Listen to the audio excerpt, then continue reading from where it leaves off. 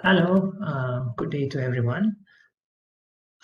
My apologies, I wanted to share this with all of you much earlier, but I've been having problems on the technical side with my computer.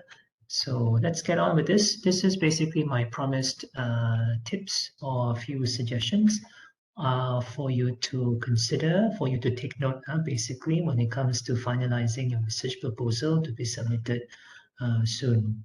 Okay.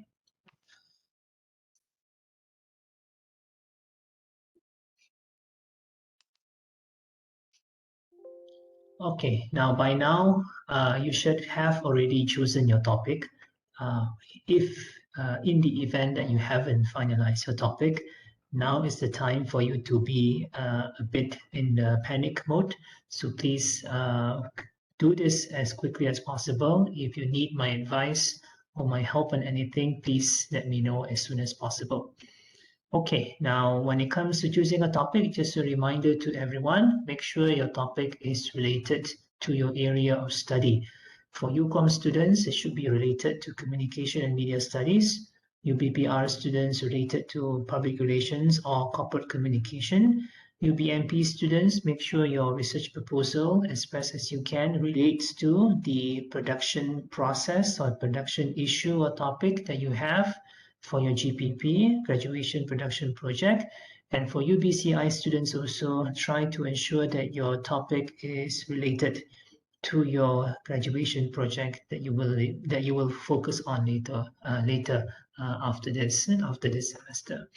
Okay, so that is just a reminder for everyone.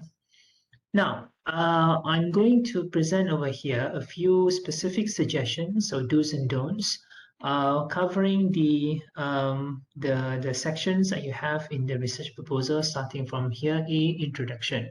So, what are the things that you need to or should have in your introduction? Historical background of the issue, right? If you are talking about maybe in your topic is about social media influences, consumer buying intention or purchasing intention. So maybe you can explain a bit about the historical background of social media in terms of how it has become so popular today in the last 10, 20 years. Explain maybe about the evolution of marketing, social networking that we have as a result of the digital revolution that we have experienced in these last 2 decades. Okay, so those information you can put over there. And then description of a few landmark or important cases. So this would be something important if you're referring to a topic that is very specific to a particular brand or a particular company or a particular issue in the society.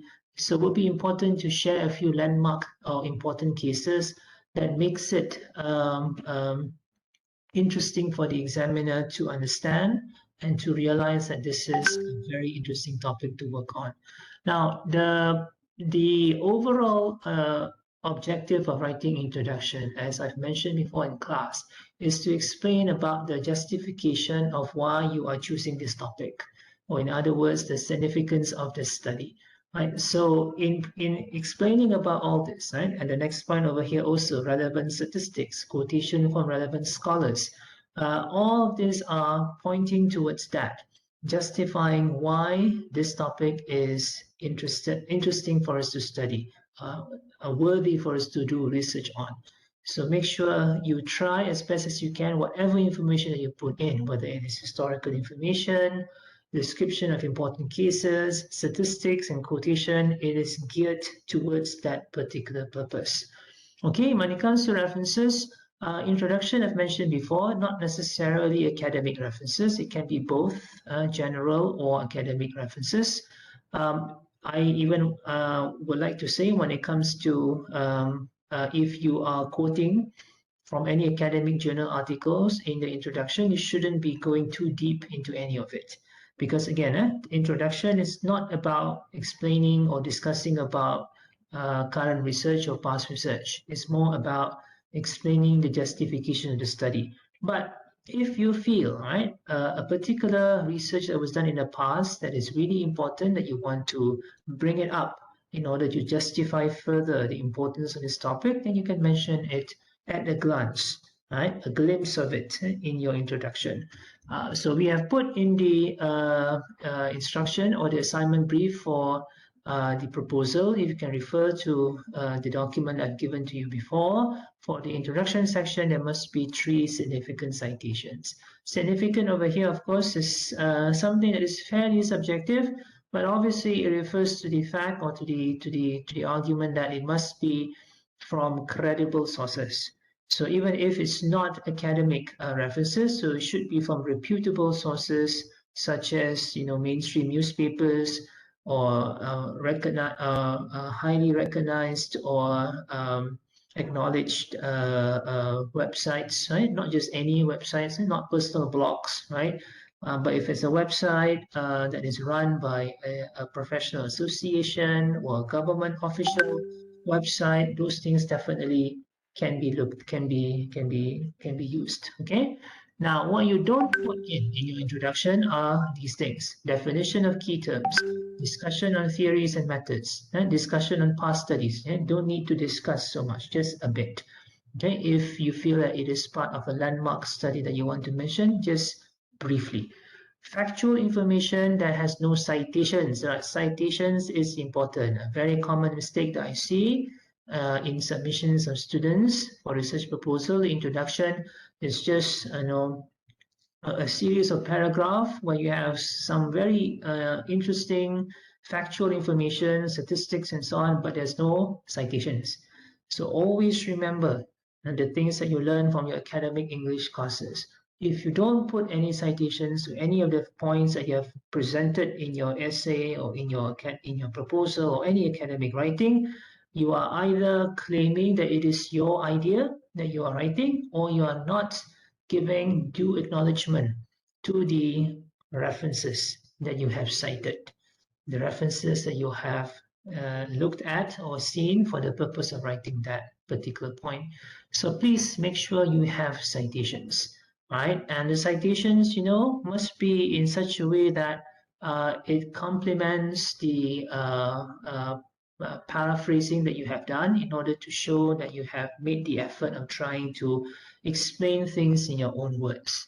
Okay, so paraphrasing again, something that we expect you to have learned in your academic English classes previously. Okay, so that's the introduction. Number 2 is be a statement of problem. Now, we have done this by right, all of you, right? If not all of you, almost all of you by right should settle already about your problem statement based on what we have discussed in the individual consultations in previous weeks. So what you need to do is just simply extract the information from your statement of problem table, right, that I've given you, and then you put it in the research proposal. Refer to the sample I've given to you. All right, now what you do is follow the structure given in the assignment brief, put it in point form. That's what you see, the structure in the assignment brief, okay? Ensure that you have your RQ, assumption, and data gathering methods are properly presented, coherently, in proper sequence, and also logically linked. What I mean by logically linked is, right, if I were to read the RQ is explaining about something, assumption is totally something not related, and data gathering method is totally also something not related to the RQ or even the assumption. So that goes to show that you did not really properly read through what you have written or inserted in your research proposal. So that's not going to be something good. Okay, so please make sure the information are checked in terms of the coherence and also the consistency of the information starting from the RQ, assumption, and data gathering methods for each one of them, RQ1, 2, and 3. Now, what you shouldn't be doing is to just simply cut and paste the table from the problem statement template and just simply put it in the research proposal. And don't just simply cut or copy and just put it there, paste it in your proposal. No, please put it out in point form as you see in the sample that I've given, and also the structure or the sample that you see in the assignment brief. And do not add in any elaboration for this part. Just keep it simple, point by point. Okay, there's no need to add any details or any further information. Okay. Next, literature review. Arguably, this is the most important part of your research proposal, for which, as stated in your assignment brief, it needs to be at least 1,000 words. And it must have minimum 10 references, recent references published from 2016 onwards. Please comply to this. I will be much more particular when I look at this, when I examine your research proposal later on. So please make sure that you comply to this requirement. If not, then you can't expect right, that your marks will be anything on the high side if you do not comply to this. Now, the keyword, again, I always like to emphasize on this same point. The word of this, or the term that we see in this section, is literature review. The word here is review. It's not summary. So this is not just a section for you to summarize 10 articles or 10 references in 10 paragraphs. No, you can maybe summarize some of the, or a few of the more important, most relevant references, but you should try more to review them. That means discussing them together. Right. The reason why this needs to be done is the purpose of writing literature review is to point out the gap in the knowledge that we have now about the topic. So your proposed research now is going to address that gap.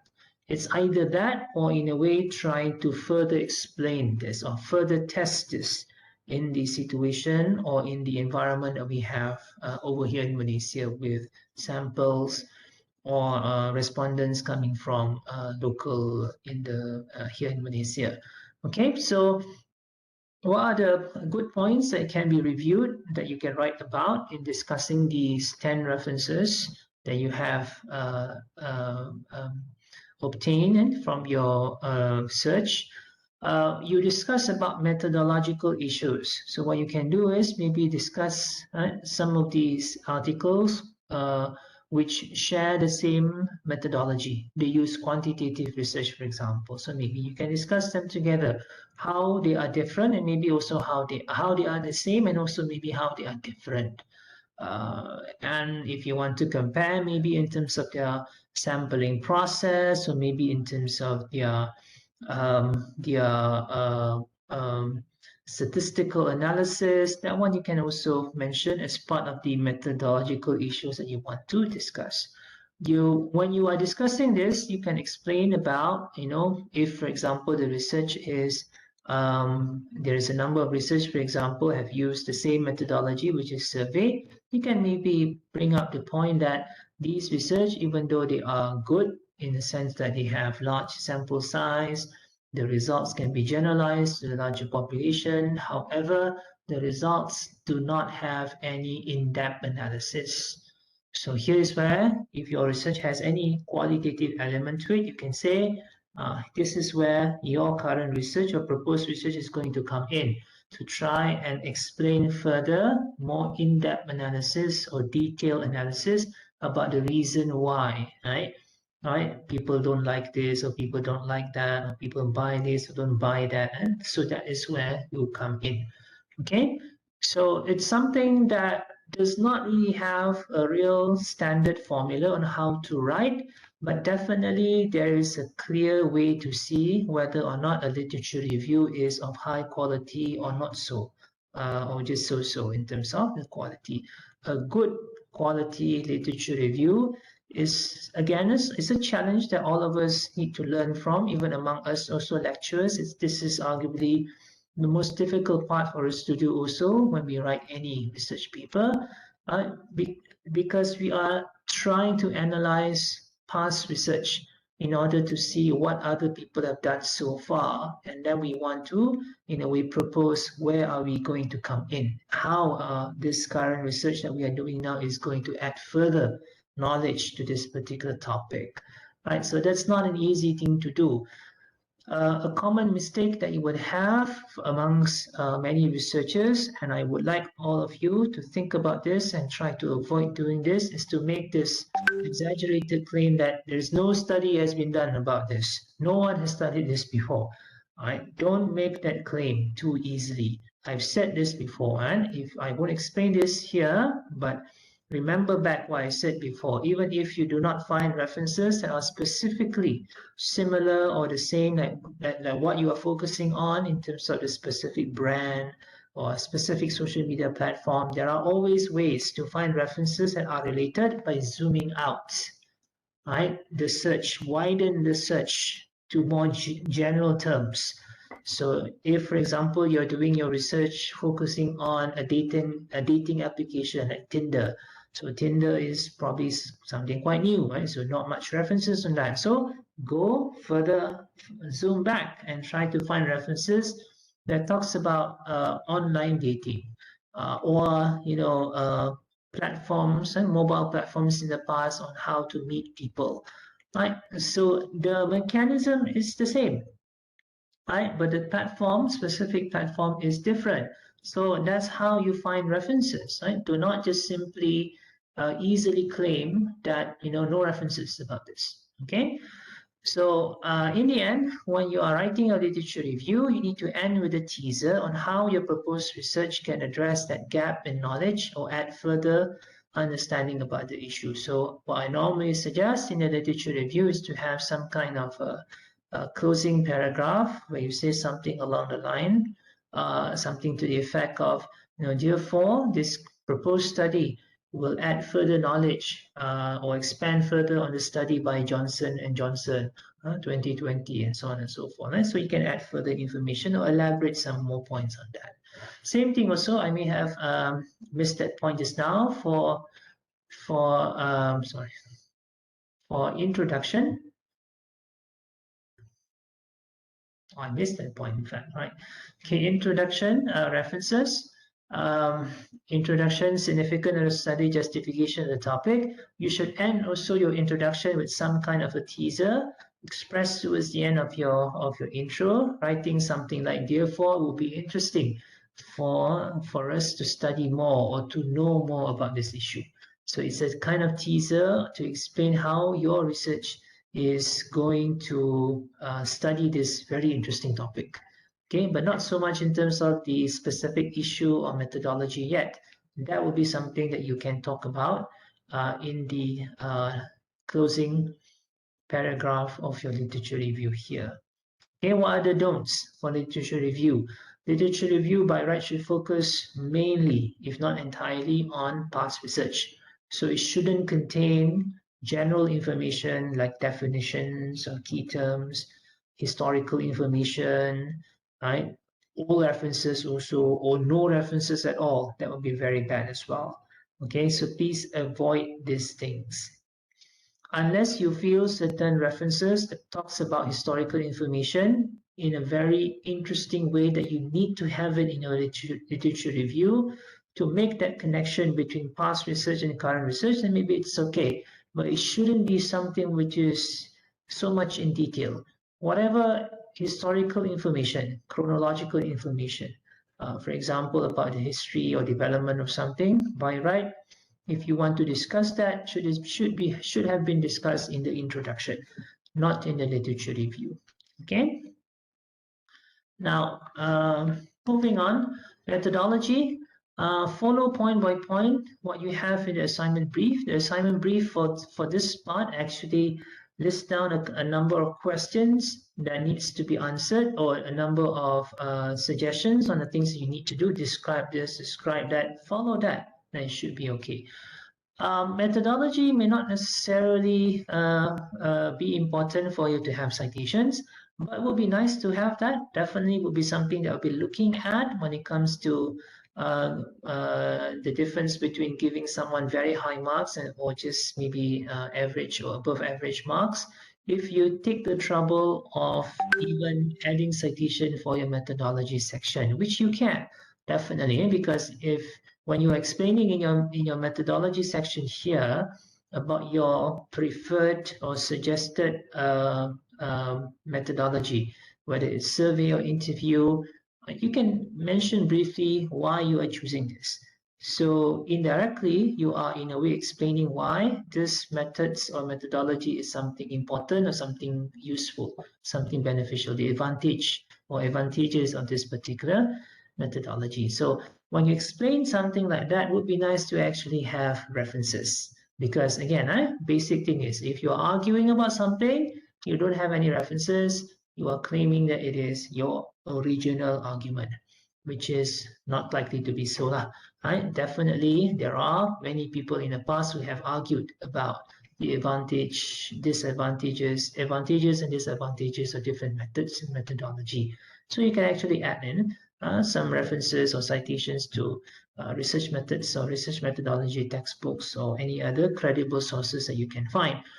You can probably also add references when you are briefly discussing about ethical issues, about privacy, about informed consent, and the importance of doing that. So I think there are possibility that you can add citations over there as well. Now, what will be wrong when it comes to methodology is when you have too many methods. Now, I try to discourage students from doing mixed method. I mean, is combining survey and interview or survey and focus group discussion. But there are some topics or proposal that I've seen where I have, in a way, understood and I accept the argument for having mixed method. So whichever the case, you need to be able to argue and defend why you are choosing this method. So when you are defending that, obviously, right, coming back to the point in the do's over here, citation will be important. Don't just simply say, I think, I feel, that's not good. It's for you are doing a presentation or writing a proposal, an academic proposal. So it must be backed by citations, by expert opinion. Right? So exaggeration also is a no-no. Please try to avoid doing that. Don't exaggerate that your research is going to change the world.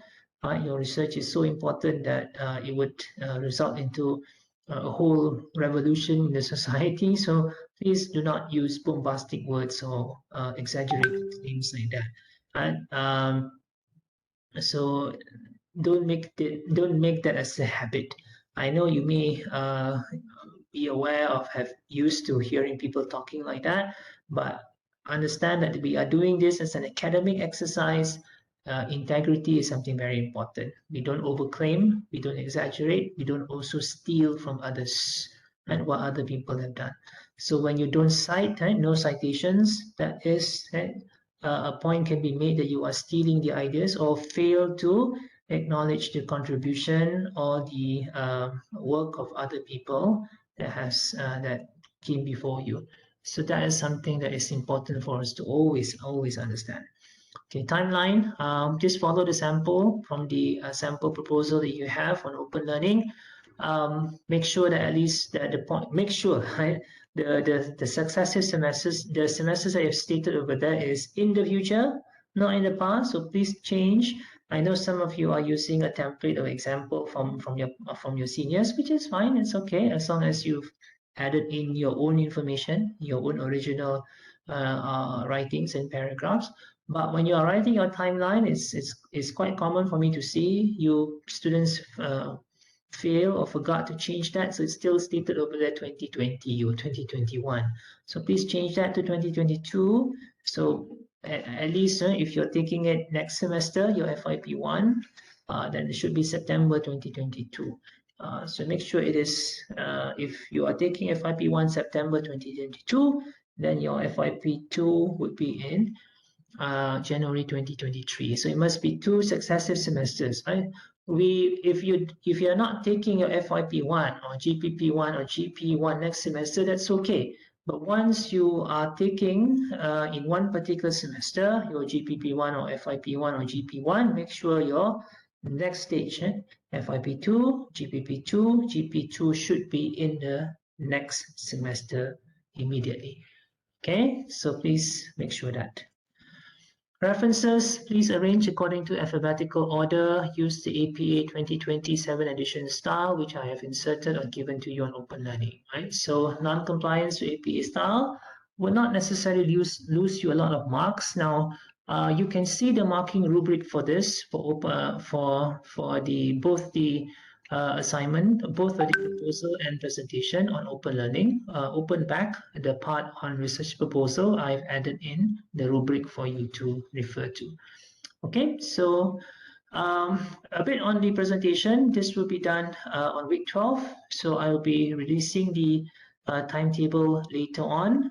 Further details also I've explained later on, but so far the plan is to have this online. But again, further details I will mention later on. But basically, quickly, if I can mention this, the presentation will be done individually, 20 minutes per person. You need to prepare one slide presentation, and then that one slide is based on the template that I've given. You can look again on Open Learning. There's a part on presentation. The slide is basically a poster style where in one slide everything is put in. Okay, so I can further explain that later on after you have submitted your proposal next week. Right, so you can refer to further details about the requirement and expectations in the marking rubric given to you. Okay. So that will be all for this short briefing about your about your research methodology, research proposal. So I hope you understand what is expected to you when it comes to submission. So I look forward to receiving your proposal. You can refer to Open Learning also for details of the Turnitin ID and also enrollment key, as stated there already. All right. All right, so if anyone has any questions or any issues that needs to be clarified further, please email me. I will try as best as I can to help you to ensure that everyone submits on time. All right, take care. Bye-bye.